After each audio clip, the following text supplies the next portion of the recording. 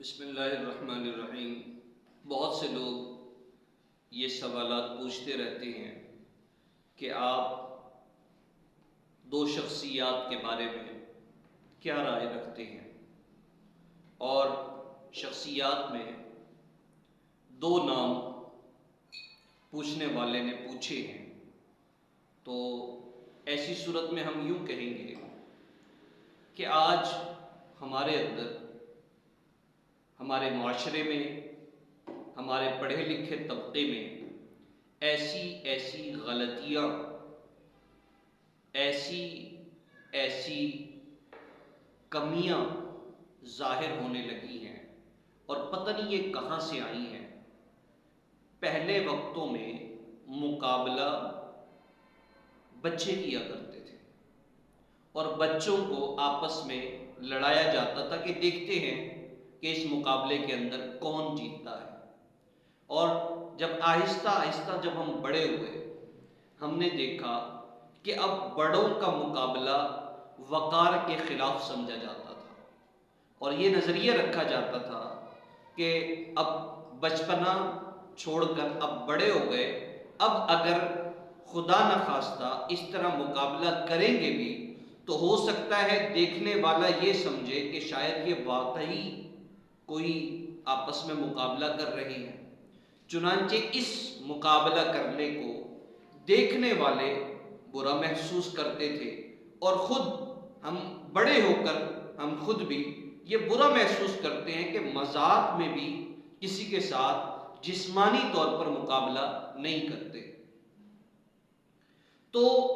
سائل نے جو سوال کیا مقابلے کا، تو یاد رکھیں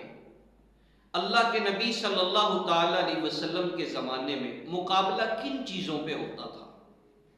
اس دور عظیم کے اندر مقابلہ اعمال کے لحاظ سے کیا جاتا تھا، کہ یہ دیکھتے ہیں کہ کون زیادہ نیکیاں کرتا ہے، دیکھتے یہ ہیں کہ کون زیادہ نمازیں پڑھتا ہے۔ دیکھنا یہ ہے حضرت صدیق اکبر رضی اللہ تعالیٰ عنہ، حضرت عمر فاروق رضی اللہ تعالیٰ عنہ، یہ آپس میں مقابلہ کرتے تھے، لیکن ان کا مقابلہ نیکیوں کے لحاظ سے ہوتا تھا، ان کا مقابلہ اعمال کے لحاظ سے ہوتا تھا، ان کا مقابلہ نمازوں کے لحاظ سے ہوتا تھا، ان کا مقابلہ روزوں کی طرح سے ہوتا تھا، ان کا مقابلہ اللہ سے زیادہ قرب حاصل کرنے میں ہوتا تھا۔ چنانچہ یہ راتوں کو اٹھ کر تہجد بھی کرتے ہیں، راتوں کو اٹھ کر گشت بھی کرتے ہیں، راتوں کو اٹھ کر ذکر و اذکار بھی کرتے ہیں، راتوں کو اٹھ کر نوافل بھی پڑھتے ہیں، راتوں کو اٹھ کر اپنے اللہ سے آہوزاری بھی کرتے ہیں۔ یہ وہ مقابلے تھے جو اعمال میں ہوتے تھے اور جو نیکیوں میں ہوتے تھے۔ اور ہمارے ہاں آج کل مقابلہ علم کا ہوتا ہے۔ آج کل مقابلہ اس بات کو کہتے ہیں کہ کس نے دوسرے کو چت کر دیا اور دوسرے کو خاموش کر دیا، اور اس پر ایک فریق دوسرے فریق کے اس مکالمے کو یہ سمجھتا ہے کہ میں نے ایسے دلائل دیے کہ اس کو چپ لگ گئی۔ حالانکہ کامیابی یہ نہیں کہ دو فریقوں کا آپس میں مقابلہ کرنا، اور اس مقابلے کے اندر دیکھیں اس سے قطعاً کوئی انکار نہیں ہے کہ مقابلہ علم کے اعتبار سے کرنا چاہیے، لیکن اس مقابلے کے بعد دلوں کے اندر، باطن کے اندر اس مقابلے کی وجہ سے نزاع و اختلاف پیدا نہ ہو۔ ہر سیر پر سوا سیر ہوا کرتا ہے، ہر عالم کا کوئی نہ کوئی استاذ ہوتا ہے، ہر فن کا کوئی نہ کوئی ماہر ہوتا ہے، ہر چیز کا، ہر ادنا کا اعلیٰ ہوتا ہے، اور یہ اللہ رب العزت نے دنیا کو مختلف لوگوں سے، مختلف مخلوقات میں مل جل کر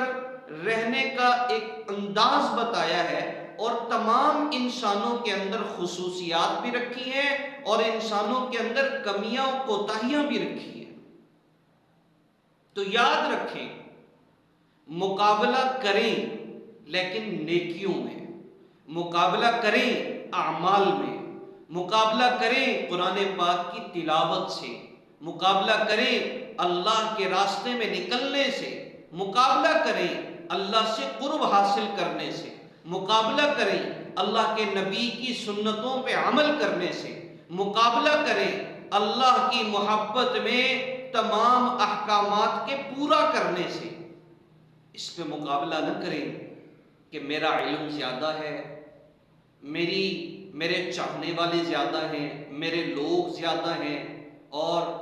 میرے محبت رکھنے والے، عقیدت رکھنے والے زیادہ ہیں۔ یہ تو اللہ کی دین ہے۔ اللہ رب العزت نے انسان کو دنیا میں اس لیے نہیں بھیجا کہ اپنے سے کم لوگوں کو علم کے لحاظ سے اپنے سے مانوس کر کے یوں آپس میں جماعت در جماعت بن جاؤ اور دونوں الگ الگ ہو کر ایک دوسرے سے مقابلہ بازی کرو۔ اللہ نے اس لیے نہیں بھیجا۔ حکم یہ دیا گیا ہے کہ تمام مخلوقات، انس و جن اپنی عبادت کے لیے پیدا کیے گئے ہیں، چنانچہ مقابلہ کرنا اس معنی کر تو ٹھیک ہے، لیکن اس کے علاوہ کوئی مناسب نہیں ہے۔ اور سائل نے جو یہ سوال کیا، شاید وہ یہ معلوم کرنا چاہتے ہیں کہ ہمارا جھکاؤ کس طرف ہے۔ تو یاد رکھیں، ہم ترجیحی لحاظ سے اصولاً تاریخ اسلام کو دیکھیں گے، اور جب ہمارے ہاں کوئی ڈگری ملتی ہے، کوئی سند ملتی ہے، ہمیں پتہ لگتا ہے کہ فلاں صاحب انتہائی علم کے لحاظ سے اور علوم کے اندر علم النحو میں، علم الصرف میں، علم جغرافیہ میں، علم الاوزان میں، علم الاوقاف میں، تلاوت میں، اور قرآن پاک کے معانی میں، تفسیر میں، حدیث میں مہارت رکھتے ہیں، تو فوراً ہمارے ذہنوں میں دوسرا سوال یہ پیدا ہوتا ہے کہ جناب نے کس ادارے سے سند فراغت حاصل کی، کس استاد سے سند فراغت حاصل کی، کس استاد سے اجازت حدیث لی، کس استاد کے سامنے زانوِ تلمس طے کرنے کا ان کو شرف حاصل ہوا۔ تو لہٰذا جتنی بلند قامت شخصیات کے سے اس شخص کو تعلیم حاصل کرنے کا موقع ملا، اس کے علم کا وزن، مقام اتنا ہی زیادہ بھاری تصور کیا جاتا ہے، اور یہ سمجھا جاتا ہے کہ یہ انتہائی صاحب نسبت آدمی ہے کہ ان کا تعلق فلاں بزرگ سے رہا ہے، انہوں نے فلاں بزرگ کے ساتھ وقت گزارا ہے، انہوں نے فلاں شیخ کے پاس وقت گزارا ہے، فلاں شیخ سے ان کو اجازت حدیث حاصل ہے، اور فلاں جگہ پر جا کر فلاں علاقوں میں، فلاں شہروں میں جا کے انہوں نے علوم حاصل کیے ہیں، اور اس معنی کر کے اس شخصیت کو ہمارے ہاں مقام دیا جاتا ہے کہ واقعی یہ ایک مستند عالم دین ہے، یہ مستند علوم کو سمجھنے والا ہے، اور یہ واقعی قرآن و سنت کو بیان کرنے والا ہے، اس لیے کہ اس کے اساتذہ معتبر شخصیات تھے۔ وہ لوگ تھے کہ وہ جب دنیا میں رہتے ہیں تو اپنی ساری زندگی، اپنا بچپن، اپنی جوانی اور اپنا ادھیڑ پن، اپنی بزرگی اور پوری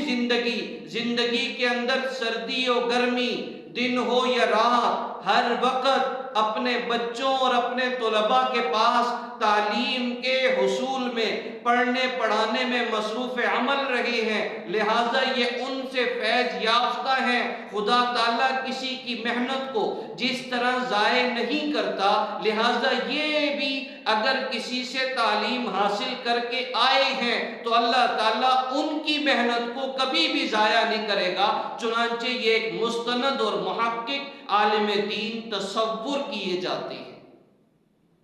ہمارے ہاں تو یہ معیار ہے۔ اور دوسرے نمبر پر، اگر وہ محقق عالم دین، وہ امام، وہ استاذ، وہ شیخ الحدیث، وہ شیخ التفسیر خدا نخواستہ اتباع سنت کے اندر خلاف سنت میں جاتا ہے اور اس کی کی زندگی کے اندر نماز کی پابندی نہیں، اس کی زندگی کے اندر اتباع سنت نہیں، اس کی زندگی کے اندر نبی کے طریقے نہیں، اس کی زندگی کے اندر شبانہ روز فواحش سے بچنا نہیں، منکرات سے بچنا نہیں، تو پھر ہم آہستہ آہستہ ان سے معذرت کرتے ہیں، اور یہ اللہ کی طرف سے ہوتا ہے کہ ایسے شخص کا جو کہ ان اوامر کا مرتکب ہو، خلاف سنت امور کرے، فواحش میں لگا رہے، منکرات سے اپنے آپ کو نہ بچائے، اللہ تعالیٰ بھی ان سے ناراضگی کا اظہار کرتے ہیں، اور یہ ہمارا تجربہ ہے کہ ایسوں کا علم ضائع کر دیا جاتا ہے دنیا میں ہی۔ تو چنانچہ ہمارے ہاں محقق علماء، محقق عالم دین اسے جانا جائے گا کہ جو اپنی سند بھی رکھتا ہو لیکن عمل بھی رکھتا ہو، سند بھی ہو عمل بھی ہو، صحبت بھی ہو عمل بھی ہو، صحبت ہو عمل نہ ہو، عمل ہو صحبت نہ ہو، سند نہ ہو۔ تو سند نہ ہو اس کا مطلب یہ ہے کہ در حقیقت علم پر عبور نہیں ہوگا، ضرور کہیں نہ کہیں خطا کرے گا، اس لیے کہ قرآن علوم کا سمندر ہے، احادیث مبارکہ علوم کا سمندر ہے۔ تو انسان بیان کرتے کرتے کسی ایک آیت مبارکہ پر رکے گا اور تفسیر بالرائے کرے گا، اور وہ تفسیر جو قرآن و سنت کے مخالف کو جائے اس میں پڑھنے کا خدشہ زیادہ ہے۔ لہٰذا سند بھی ضروری ہے، عمل بھی ضروری ہے۔ ان دو چیزوں کے ساتھ ہم عموماً موازنہ کرتے ہیں، اور موازنہ کرنے کے بعد وہ عالم در حقیقت مستند عالم دین سمجھا جاتا ہے۔ چنانچہ اب سائل کو اپنے سوال کا جواب بھی معلوم ہو گیا ہوگا کہ ہماری مقصود اور ہماری بات کا مفہوم کیا نکلا، لہٰذا یہ شرائط دیکھ لی جائیں، جن میں یہ شرائط پائی جائیں، جن کے اندر یہ اوصاف پائے جائیں مستند عالم دین ہے، اور جن کے اندر نہ پائے جائیں تو مستند عالم دین نہیں۔ لہٰذا آخر کے اندر مستند علماء کرام سے تعلق یہ وقت کی ضرورت ہے اور یہ وقت کا تقاضا ہے۔ دیکھیں نت نئے فتنے اجاگر ہو رہے ہیں، اور بالفاظ دیگر عوامی زبان میں جو لفظ استعمال ہوتا ہے کہ فرقے بن رہے ہیں، اور جس طرح نبی علیہ الصلوۃ والسلام نے فرمایا کہ 72 یا 73 بنیں گے، تو اس میں وہی بچے گا جو کہ ما انا علیہ و اصحابی پہ عمل پیرا ہوگا۔ تو ما انا علیہ و اصحابی پہ جو بھی ہوگا وہ جنتی ہے اور باقی جہنمی ہیں۔ تو ہم یہ دیکھتے ہیں ما انا علیہ و اصحابی کے طرز پر علیکم بسنتی و سنت الخلفاء الراشدین المہدیین کے طرز پر کون زندگی گزار رہا ہے۔ لہٰذا یہ دیکھ کر اس جملے سے نکلنا آسان ہو جائے گا۔ بس اتنا ہی کہوں گا،